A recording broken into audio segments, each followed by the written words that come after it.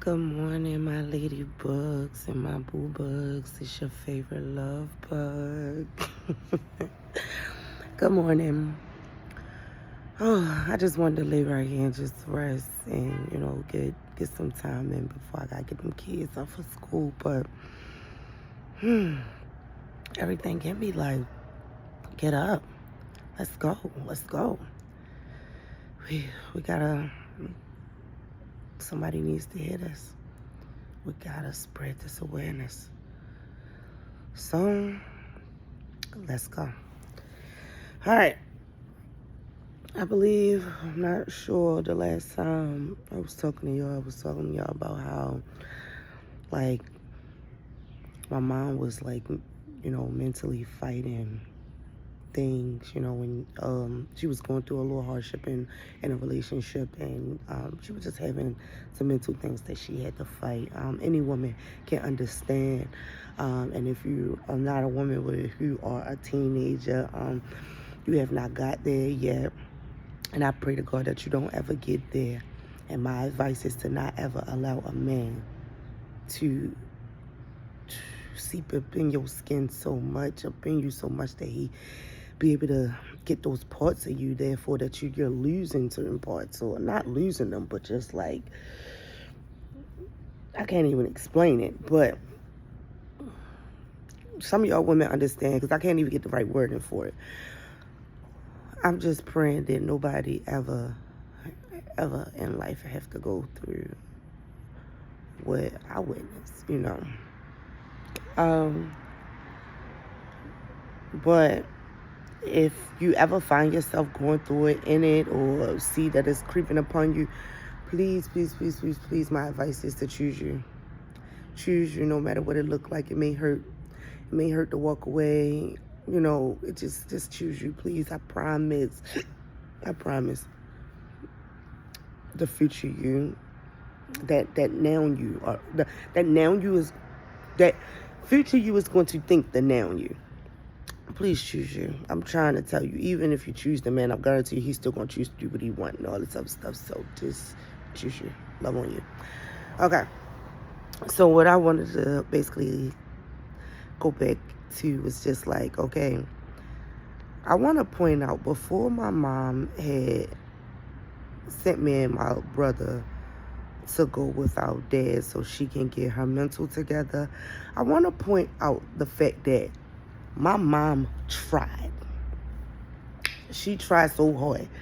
I will never forget this. Like, I had to do this or go back real quick, because my mom tried so hard to the point I will never forget when my mother was paying my cousins, they are brothers on my dad's side. She was taking turns on whatever one that could help her. When she was going through this little hardship in the relationship and stuff like that, she just didn't give up. Like, she still was trying. And before she took us to go to go stay with our dad so we can get our mind, so she get her mind right. My mother tried. She was still trying to work. No matter how much of a heartbreak she was in, she was still trying. She was doing whatever she can. She didn't really have much help for as babysitter. So what my mother did was reach out to my two cousins on my dad's side. They are brothers, and she would just pay both of them to take turns swap. Watching me and my brother, stuff like that. Like, I remember being a little kid, and my cousin E would come over and watch us, and we'd be sitting in the middle of the living room, and he always used to watch these little Asian and all these different types of movies. And I remember him just sitting in front of the TV watching movies like this and stuff like that. Or he'd be like, come here, watch it, look. Like, he used to watch me and my little brother so my mother can go and make her money.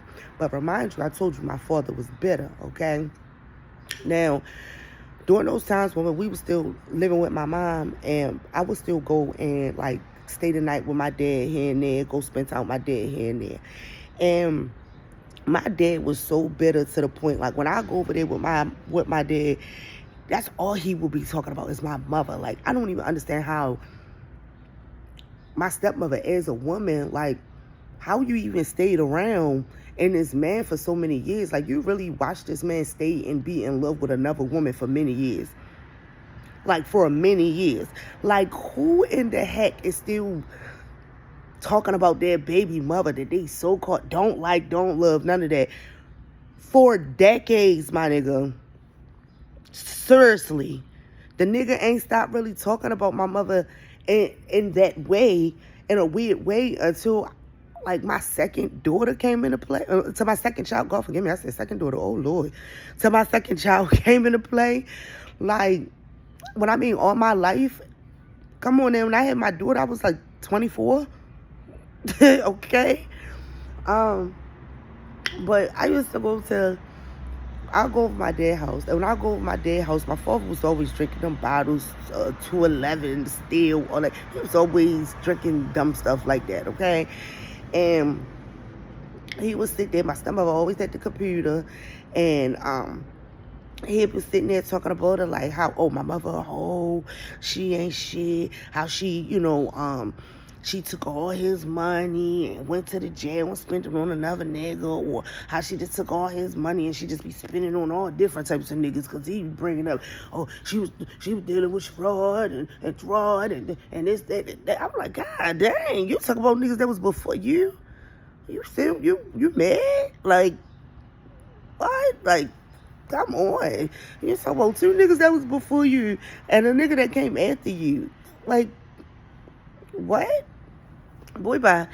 But he would always talk down about my mother, letting me know, like, how much my mother was the hoe, how she always ran the streets and she wanted to be effing off with her best friend.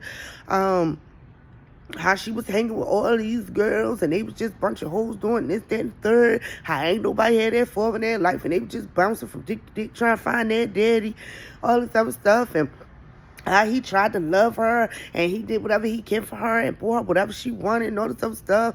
And it was just giving this whole little sob story about how he just was on hand and foot, like he was just a genie. And he came and gave her granted her every little wish.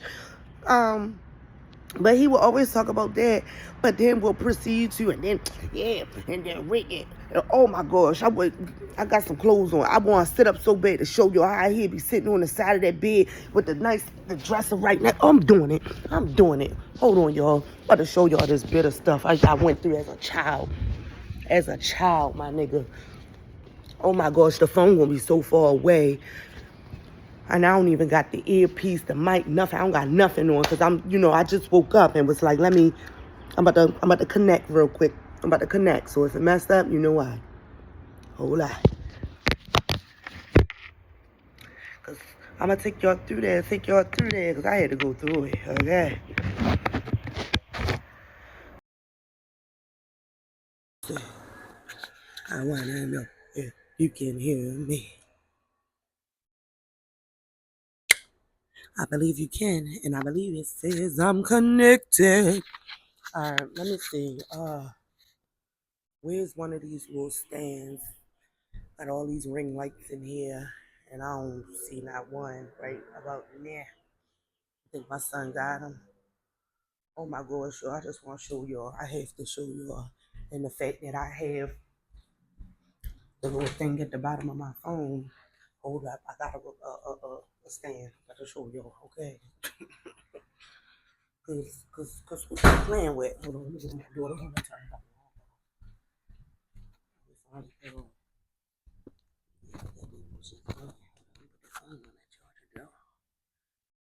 Yeah, we don't need that. All right.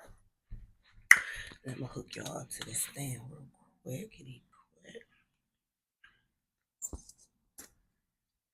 Alright. Shut my daughter door. Shut her door. So I'm gonna show y'all this how he used to be, y'all. Oh my gosh, I wish I had it in the way where it's dull. Like, don't worry about it. I'm just gonna show you. If he took me through this, I'll show you what I experienced. Alright, cause it's weird. I never met a nigga like. Alright, so he'd be sitting. Ooh, excuse me, y'all. He'd be sitting on the bed, right? This be him on the bed. And if I'm facing the exit part of his room, that means the nightstand is right here on his left. The TV and everything is going towards his right, so he'll be sitting like this. He like watch TV, nightstand, drink everything right there, cigarette, weed, everything right there. TV and everything going this way. At the end of the bed, stepmother right there at that computer playing games all day long. Okay, and I come over and he get the drink, like grab his little drink, hit his drink, like, yeah, man. And then Eric and Ricky, man, they stupid, yo, they stupid. How y'all my motherfucking cousin? How y'all my motherfucking cousin? Y'all gonna go over there and help that me out. Y'all gonna go help her out. Y'all over there watching that nigga baby. What y'all doing? What are you doing? I used to look, I used to listen to him.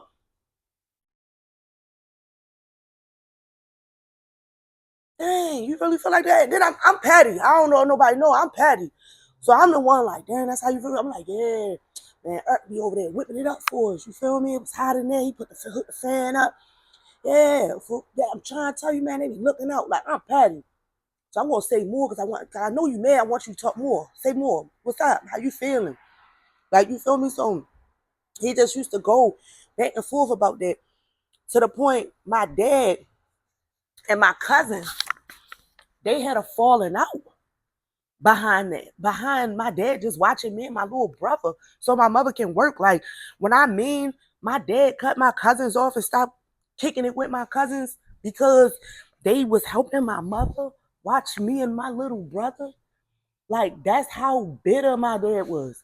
And then my stepmother, she used to sit right there and think that's funny.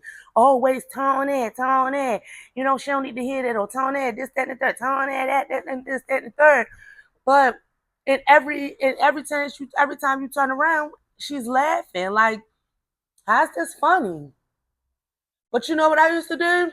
I used to laugh with them because I need to hear all this. I need to hear all this. Drop every bombshell and grenade down on me, baby. What they never failed to realize, I was taking notes since a child. Since a child, because I needed to know what was real, what wasn't.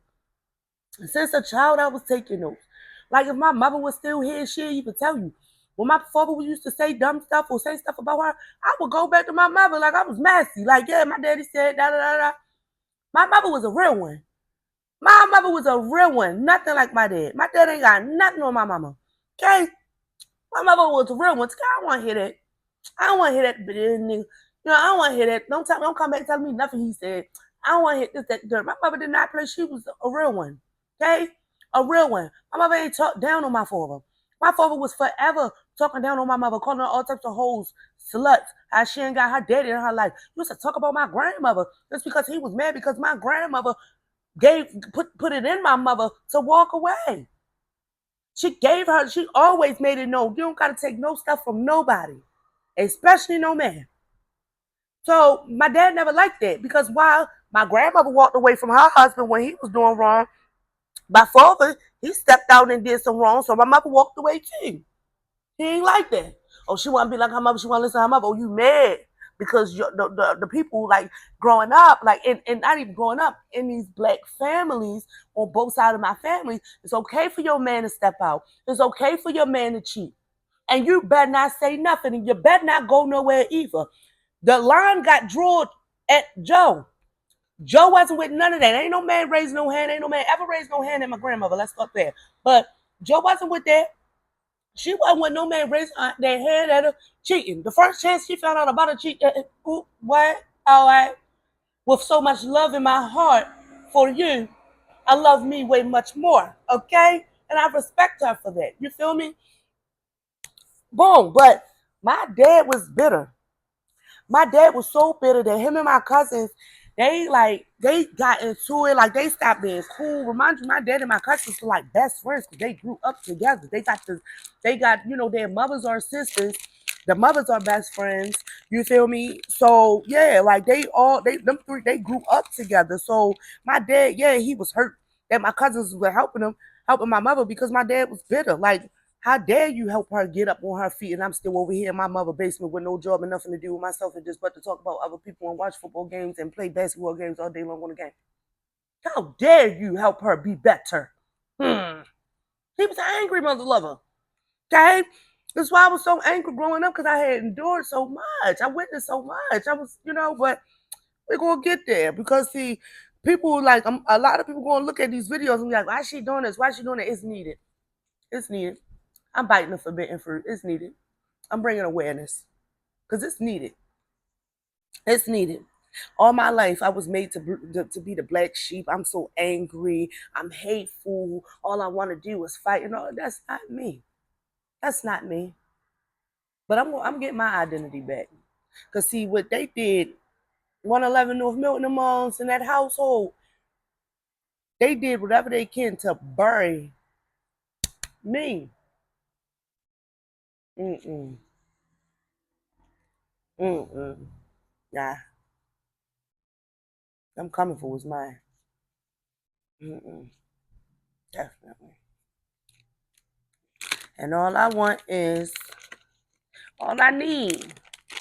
What I need from you is understanding. Tony, I need you to communicate. I don't need you to hear what I say, but you fulfill me, boom. Because I don't know no father to go around doing stuff like this to a child. I mean, it's probably fathers out here. I don't know, but I did not know how wrong this was until other people put me on. Like, I knew it was wrong because I was so mentally messed up behind a lot of stuff. Or by the time I got to my grandmother, I was so angry, or I never said nothing, or I was already, boom. All right, so boom. My mother, she didn't just give up; she tried. But the last little bit of resources that she had for us help, so she can work like during summertime while we ain't in school and stuff like that. You know, so she can work. The little resource she did have, it was taken away from her. My dad, he was on some, "Oh, you helping that BL, we not cool no more, don't call my phone." Like, he's that one. Like, I never met a man that act like that. You feel me? So boom. But that's why eventually my mother was like, "Yeah, sent us without dad so she can get her mind together." She ain't had to help. She was doing whatever she can to get her mind together while still taking care of her kids while going through this heartbreak. But then you trying to tell me the only resource she have to daycare is now gone because a nigga bitter? It's crazy.